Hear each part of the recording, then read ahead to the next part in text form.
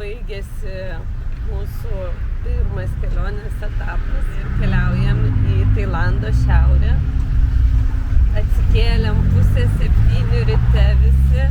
Vasarą dar miegodama valgėm pusryčius. Ir lekiam su štai tokiu kabrioletu. Patiko mums pietuose, 6 savaitės čia praleidom. Ir biški baisu, kad išvažiuosim į šiaurę ir nebus ten jūros. Mes jau pripratom maudytis visi. Bet bus baseinai. Tai gal pavyks tą karštį iškęst, ten bus biški mažiau šilumos, bet jos vis tiek netruks. Bet šiaurėje bus įdomu, pamatysim kitokį Tailandą visiškai. Turėtų būti ir genčių, ir šventyklų gražių, ir kalnų. Ir visai kitokie vaizdai, tai laukiam šiaurės. Ir 2 valandos lėktuvu ir mes jau Čiangmai mieste. Ilgesnis atstumas, tuo paprasčiau nukeliauti. Tai jau nemažai. Vasarą tapo tailandietę, mergaitę. Močiutė apsilankė vietiniam kaziuko turgui. Ir vasarą dabar jau pasipuošus mergaitė. Tik tai reikia gal soskės iš bambuko, kad tiktų čia labiau. Tai tas suknelė. Močiutė irgi tailandietiškai. Įsigijusi iš turgaus. Tiesiog Jau visą turgų ir labai džiaugiausi. viena, be jokio skubinimo. Labai Vasarą jau privatizavo ir močiutės kelnes. Šiaurė pasitiko mus turgais, nes visur, kur einam, yra vienas didelis turgus. Toks kaziuko mugės miestas, nes kiekvieną dieną čia tiesiog reikia vilktis lėtai ir pirkti suvenyrus. O jų kažkaip netikėtai prireikia, bevaikštant čia. Vasara jau yra pas mus aprengta. Miestas visiškai kitoks jau negu pietuose, pradedant architektūrą namų, baigiant kainomis. Nes pavalgyti čia dabar kainuoja jau porą eurų. Už porą eurų gausi jau daug ką. Kava kainuoja espreso puodelis mažiau nei eurą, kas irgi neįtikėtina palyginus su tiek su Bankoku, tiek su pietinė Tailando dalim. Kitokie žmonės, kitoks visas miestas. Išsinuomavo mašiną ir rytoj pradėsim kelionę po šiaurę. Važiuosim Mae Hong Son ratą, toksai jisai yra visai populiarus maršrutas. Ir iš tiesų mes jau jį esam važiavę vieną kartą prieš 10 metų su mopedu. Dabar važiuosim su mašina, tai laukia iššūkis biški vairavimas. Nes su mopedu jau mes prasikalę, bet su mašina reiks skaičiuoti gabaritus, laukia labai daug serpantinų. Bet manau, kad turėtų viskas būti tvarkoj. Išsipirkome ir draudimą, tai neturėtų būti kažkokių bėdų. O turgus įdomu paspaksot, bet labai sunku eiti, nes niekas Tailande neskuba. Tiek vietiniai, tiek turistai eina kuo įmanoma lėčiau. Ir dar sustoja paspaksot, tai sustoja visi aplinkui. Turim gal 20 minučių ramaus sėdėjimo vežime, o po to prasidės Makalai. makalai. Turgus apraizgęs ir visas šventyklas. Tai pavyzdžiui, čia šventykla, o aplinkui yra daug maisto ir suvenyrų. Vasarą nori visų iš eilės gėlyčių. Kolipės saloj visi kažkokį pasigavom virusą, tai 4 dienas prasirgom, visi skirios vasarą turi geriausią imunitetą, bet Gintarė, mama mano, po to aš ir tėvas biški prastai jautėsi. Tai buvo Labiausiai sirgo Mindaugas, ir dar dabar nesijaučiu sveikas, bet jau atsibodo namie sėdėti tarp 4 sienų, tai atsivilkom į senamiestį. Senamiestis tikrai žavingas, visai kitoks. Man tai patinka, labiau nei Bankokas, man Bankokas per didelis, per triukšmingas. Čia irgi miestas, bet nėra, kad kaimelis mažas. Tai 3 savaitės čia geriau būtų ar Bankoke? Aš tas 2 savaitės čia būčiau geriau buvus. Nu va, ir galima čia būti, nes sendaikčių turgų yra ir jie netgi geresni už Bankoką. Tik tiek, kad reikia turėti daug lagaminų, kad tos sendaikčius parsivežtų. Vasarą geria pasifloro sultis ir valgo keksiuką ir vargo nemato. Gerai pasipuošęs vaikas. Masažų gatvė.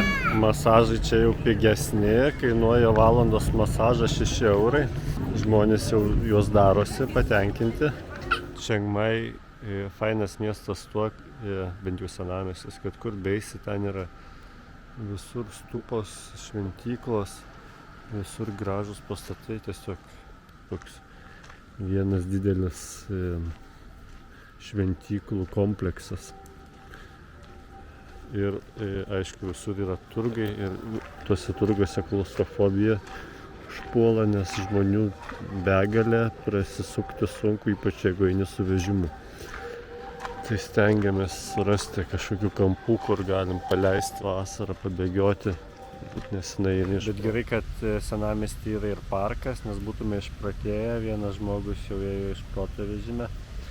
Tai čia gali savo ramiai pabėgioti, palakstyti, yra puikiai aikštelė. Vietiniai labai vasarą džiaugiasi, kalbina, ypač dabar, kai jinai jau aprengta tradiciniais rūbais kaimietiškais. Ir sakė, klausė manęs, ar vasaros mama yra tailandietė, nes vasara kažkoks toks yra tailandietiškas vardas. Tai va, tai pasirodo mūsų vasarukė galėtų būti tailandietė. Sendaikčių turgai pagrinde, aišku, bazuojasi Bankoke, bet jų yra ne tik Bankoke. Šiaurėje Čiang Mai mieste irgi yra sendaikčių turgų ir šiandien šeštadienio rytas atvažiavom vieną apžiūrėti. Visiškai neturistinis, toli nuo centro ir tikrai atrodo didelis turgus. Čiang Mai miestas yra antras pagal dydį miestas Tailande, ženkliai skiriasi nuo Bankoko, dėl to, kad čia ir vis tiek yra didmiestis, tai sendaikčių kultūra čia yra aktyvi. Manau, kad čia reikia kokių 2-3 valandų, kad viską pamatyti. Jisai įsimėtęs yra miškelyje, po medžiais, tai karštis nebus labai didelė problema, nes Čiang Majo karštis irgi yra didelis, dieną pakyla temperatūra iki 37. Šitas turgus prasideda 7 ryte ir tęsiasi iki 1. Tai dabar pasivaikščiosim, pasižiūrėsim. Iš pirmo žvilgsnio atrodo viskas čia bus rimta ir faina. Daiktai tai tradiciniai, ką ir kitur Tailande matėm, reklamų, žaislų. Viskas pakankamai plačiai išsidėstę, nesistumdo, žmonių nėra per daug, tai tikrai malonus turgus pasivaikščioti. Tiesa, šiandien turgų atvykom be vaiko, tai nusimato ramus pasivaikščiojimas, neskubant. Vasarą pažiūrės močiutę, tai palikom ją miegančią, išsiruošėm anksti čionai. Dabar yra tik tai po 8:30. Turgus sendaikčių, bet kaip ir visur pasaulyje pardavinėjama ne tik antikvariatas, o čia galima rasti visko, visokių naudotų daiktų, kas ir yra sendaikčiai turbūt, nes būtų antikvaro turgus, tai būtų vien tik tai brangus kažkokie. O šrotas XA2 40 eurų kainuoja. Rambo 3 Terminatoriaus kasetės viršelyje. Kadangi visai žiūriu fototechniką, tai atkreipiu dėmesį, kad jinai visai yra ištraukta iš kažkokios, nežinau, sandėliuko, kuris buvo apsemtas vandeniu ir labai blogos būklės. Tai jeigu pasidarys karšta, visur galima gauti atsigerti kavos, karštos, šaltos. Tai čia pirmas pirkinys, kaukė medinė.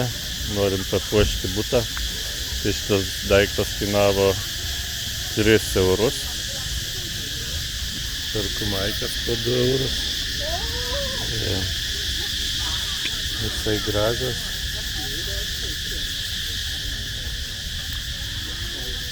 Ir kas juokinga, kad jos visos yra iš Amerikos, iš Goodwill'ų, iš Shop'ų atvežtos. Gintarė renka žaisliukus vasarai.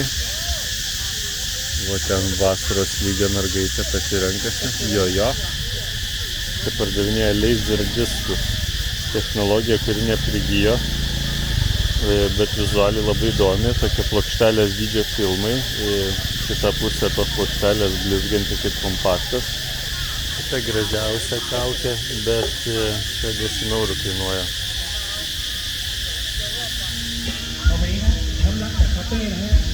Yamaha kokia daili. Kainuoja 200 eurų.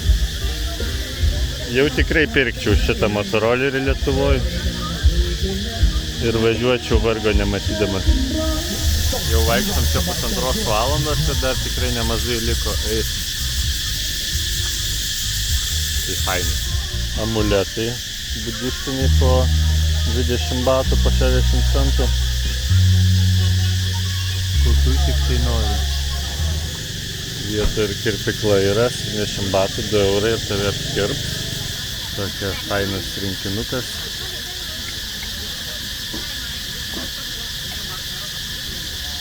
Mažiukas. Šitas gražus.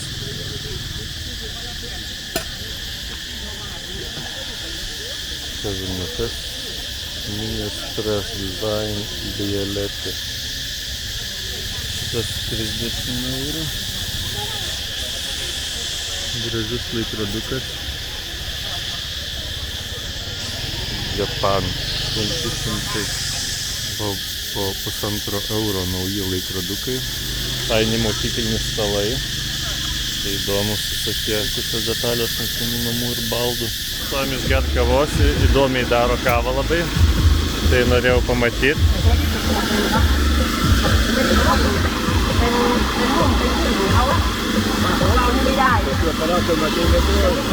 Jo, jisai šiuolaikinis aparatas, bet pasimatai yra spaudimo daviklis, va jisai jį stebis, kad neperspaus, nes jeigu per stipriai paspaus, kad tik kava gausis.